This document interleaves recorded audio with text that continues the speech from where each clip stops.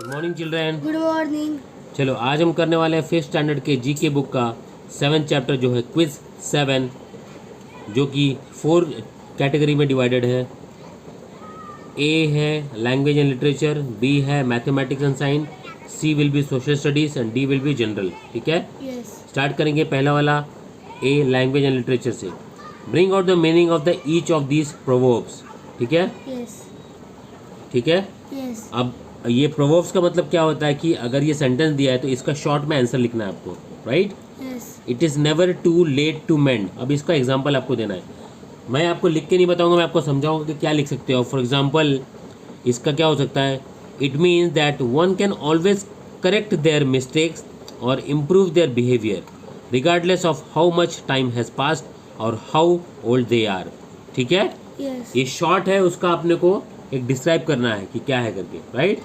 Second one क्या है, no gain without pen. इसका मतलब क्या है, this proverb signifies that achieving success और significant benefits often require hard work, effort and enduring difficulties. ठीक है, क्योंकि कोई भी चीज़ मिलने के पहले उस पर मेहनत करना बहुत ज़रूरी है, राइट। ऐसे नहीं मिल जाएगा। आप सोते रहोगे, आपको आप सपना देखोगे मुझे ये चाहिए तो नहीं हो पाएगा। आपको जाना पड़ेगा बाहर, मेहनत करना पड़ेगा। तो उसका मतलब यह है कि जब आपके पास पेन आएगा तो आपको गेन मिलेगा। ठीक है, आगे बढ़ते हैं। A stitch in time saves 9। इसका मतलब क्या है, this means that taking immediate action to address a problem और a task can prevent it from becoming a much larger and more difficult issue later on. ठीक है, समझ में आ गया। चलो आगे बढ़ते हैं। ये आप बार बार वीडियो देखिए और समझिए कि मैं क्या बोलना चाहता हूँ। ठीक है, आगे बढ़ते हैं। तो जैसे ही आप लोग आगे बढ़ते जाओगे, आपके क्वेश्चन और आंसर थोड़े डिफिकल्ट हो जाएंगे और हर चीज़ आपको टीचर सिखाएगी नहीं, आपको डिक्टेट करेगी और टीचर आपको बताएगी। ठीक है, आपको ध्यान में रखना है। Moving ahead, second category is mathematics and science. Observe the diagram and answer the following. ठीक है, name the diameter of the circle. Diameter हमेशा किसको बोलते हैं मालूम है, एक सर्कल होता है, एक साइड से दूसरे पार्ट को जब डिवाइड करता है तो उसको डायमीटर बोलते हैं। डायमीटर कैन ऑल्सो बी, देखो यहाँ पे सर्कल बना हुआ है, इसमें डायमीटर ए बी भी हो सकता है और सी डी भी हो सकता है, राइट। तो इसका हम लोग कंसिडर करते हैं सी और डी, वहाँ पे लिखो सी और डी, सी डी। ठीक है, next question is name the chord in the circle. अभी कॉर्ड देखो एक अलग से लाइन बनाया है सर्कल के अंदर, right, that is a chord. Chord is P and Q. ठीक है, पी क्यू। अब देखो थर्ड क्वेश्चन है measurement of the line C D. यहाँ पे देखो ऊपर दिया सी डी का लाइन क्या है, 6 सेंटीमीटर, करेक्ट। आगे बढ़ते हैं, वहाँ पे लिखो 6 cm। आगे बढ़ते हैं। Name the points in the interior of the circle. अब ये सर्कल है, उसके इंटीरियर में क्या क्या पॉइंट्स है बताओ। एन है, एल है, एम है और ओ है। ठीक है, ये सब है, देखो एन एम एल ओ, समझ में आया। आगे name the points in the exterior of the circle. It is Z X Y. ठीक है, जेड एक्स वाई, समझ में आ गया। ये सिंपल है, लेकिन ये मैं सिंपल इसलिए बता रहा हूँ क्योंकि हमारे पास आंसर है इसके लिए, बट आप समझने जाएंगे तो बहुत डिफिकल्ट हो जाएगा। आपको पहले क्वेश्चन समझना पड़ेगा और सर्कल को प्रॉपरली पढ़ना पड़ेगा और कॉर्ड को समझना पड़ेगा, डायमीटर समझना पड़ेगा, इंटीरियर एक्सटीरियर समझना पड़ेगा, उसके बाद आंसर दे सकते हो, करेक्ट। आगे बढ़ते हैं। So the third is tick the right choice, right, मतलब बी कैटेगरी में second. People suffering from contagious diseases are vaccinated, quarantine या inoculated. What is that, quarantine में टिक मत करो। जैसे एक कोविड आया था जो कंटेजियस डिसीज था, जो हमको बचा के रखना पड़ता था, उसके लिए उसको बचाने के लिए क्या करते थे हम लोग, ताकि दूसरे को नहीं फैले, उसको क्वारंटाइन करते थे। ठीक है, okay. To prevent mosquitoes from breeding, उसको क्या बोलते हैं, फर्टिलाइजर, इंसेक्टिसाइड या सैचुरेन is poured on stagnant water. जो पानी ठहरा हुआ है उस पर क्या डालते हैं, हाँ, ताकि मॉस्किटोज के आगे नहीं बढ़े उसके लिए। ठीक है, उसका पॉपुलेशन नहीं बढ़े, उसके लिए क्या बोलते हैं, इंसेक्टिसाइड डालते हैं। ठीक है, third one is BCG, AVA, triple vaccine is the combined vaccine against diphtheria, whooping cough and tetanus. ये तीनों में से क्या हो सकता है, कौन सा?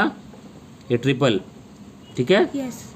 चलो समझ में आया? यस। आगे बढ़ते हैं। डिड यू नो, क्या आपको पता है, a mosquito can see you from 5 to 15 metres. अच्छा, mosquito and when within 1 metre from you it can sense your body heat. All right, very good information है। चलो आगे बढ़ते हैं। अब बढ़ते हैं आगे, जो कि है थर्ड कैटेगरी, सी कैटेगरी, जिसका नाम है सोशल स्टडीज़ के बारे में जानेंगे। Answer the following. Why do animals in mountainous regions have thick fur? इसका भी आंसर मैं आपको बताऊंगा, आप समझ लेना, ठीक है। Yes. Animals in mountainous regions have thick fur to protect themselves from the extremely cold temperatures and harsh weather conditions prevalent at high altitudes. The fur acts as an insulator, trapping a layer of air close to the body and preventing heat loss. समझ में आ गया आपको? Yes. आप इसको बार बार समझिए, repeat देख सकते हो, बैक करके फॉरवर्ड करो, आपको आंसर समझ जाएगा, ठीक है। Moving ahead, what is hydrosphere? Hydrosphere क्या होता है पता है आपको? The hydrosphere is the total amount of water on a planet. It includes water on the surface of the planet, underground and in the air. It includes oceans, seas, lakes, rivers, glaciers and water vapour in the atmosphere. It's all about water, कहाँ कहाँ present है उसके बारे में बताया गया, correct. आगे बढ़ते हैं। Why do nomads wander from place to place?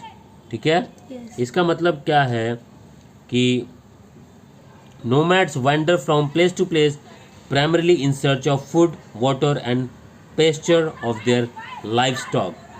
Their movement is often dictated by seasonal changes, availability of resources and traditional migratory routes. ठीक है, आगे बढ़ते हैं। Fourth one is what is the work of A social reformer? The work of a social reformer involves advocating for changes in society to address injustice, inequalities, and social problems.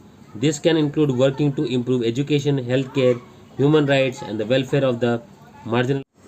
Next question is, where did Gandhiji and his followers go to break the Salt Act? Gandhiji and his followers went to Dandi, a coastal village in Gujarat, to break the Salt Act during the famous Dandi March. ठीक है, समझ में आ गया? आगे बढ़ते हैं। Name the first 3 Mughal emperors in India. कौन है बताओ मुझे? पहला तो है बाबर, बाद में हुमायूं और तीसरा अकबर है। समझ में आ गया? जिसने राज किया इंडिया के ऊपर। आगे बढ़ते हैं। Next category is general category. Match the special titles with the cities countries given below. Title है, वहाँ पे आपको आंसर देना है और वहाँ पे सही आंसर लिखना है। First one is pink city किसको बोलते हैं? जयपुर को। तो वहाँ पे लिखेंगे बी, करेक्ट, लेकिन बी लिखो वहाँ पे। आगे बढ़ते हैं। सिटी ऑफ 7 हिल्स किसको बोलते हैं? रोम, ROME। रोम कहाँ पे आया? डी, ठीक है, वहाँ पे लिखो D. Next is city of sky scrapers किसको बोलते हैं? न्यूयॉर्क को। न्यूयॉर्क में आप जाओगे तो आपको बड़ी बड़ी स्काई स्क्रेपर्स दिखेंगे, जो बड़ी बड़ी बिल्डिंगें दिखेंगी। गार्डन सिटी किसको बोलते हैं, क्या आपको पता है? बेंगलुरु को बोलते हैं, राइट? लिखो। Next one is gift of the Nile किसको बोलते हैं? इजिप्ट, ठीक है, ओके। आगे बढ़ते, फोटो भी आपके दिया गया है क्लू के लिए। द सिटी ऑफ एंजल्स किसको बोलते हैं? Los Angeles, right, Angeles. Next one is motor city किसको बोलते हैं बताओ मुझे? Detroit, correct. चलो बढ़िया है चैप्टर, आप इसको ज़रूर ध्यान देना पढ़ने के लिए। कुछ नहीं समझ में आता बिल्कुल पूछना हमको। डिड यू नो, क्या आपको पता है? The home insurance building erected in Chicago in 1884 is regarded as the world's first skyscraper. 9 stories and 1 basement were completed in 1885. 2 stories were added in 1891. Major William Lee Baron Jenney was the architect. It no longer stands. Okay, गिरा दिया गया। चलो आज के लिए इतना ही, मिलता है अगले वीडियो में। तब तक बाय, टेक केयर दोस्तों। अगर आपको वीडियो पसंद आ रहा है तो लाइक करें, सब्सक्राइब करें और शेयर करें चैनल को। Bye, take care.